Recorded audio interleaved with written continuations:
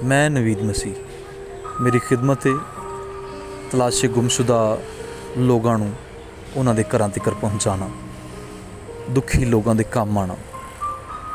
खुदा दी ज़ात ने मेरी ये ड्यूटी लगाई है। इस टाइम मेरा साथ दे रहे ने मेरे दोस्त राशिद नदीम साहब। हुक्म मन्ने ना रब दा कोई ते आखे मैं रब दा बंदा। हुक्म मन्ने ना रब दा कोई ते आखे मैं रब दा बंदा। तन चिट्टा ते मन है काला, दिल विच बदियां दा फंदा।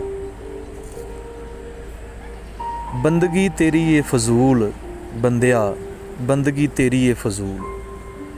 जे नहीं मनदा तू रब दे असूल, बंदिया बंदगी तेरी ये फजूल। असी पूरा दिन ऐसे लोगों नाल गुजारिया है जिहड़े अपनी फैमिलियां नूं मिस करते हैं, किसी मुश्किल दे बाइस अपने घरां च नहीं पहुँच सकते। असी महसूस किया है कि असी नरम बिस्तर ते सुते रहने हैं। क्या असी कदी ऐसे लोगों ते गौर किया है जिन्हां नूं तुहाडी ते मेरी ज़रूरत है? असी अपने लत्थे हुए कपड़े भी इन्हां नूं दईए ते इन्हां दे काम आ सकते। जुत्तियां टुट जांदियां ने, बुरे हाल ने। अगर असी कोशिश करिए तो इन्हां लोगों के काम आ सकने।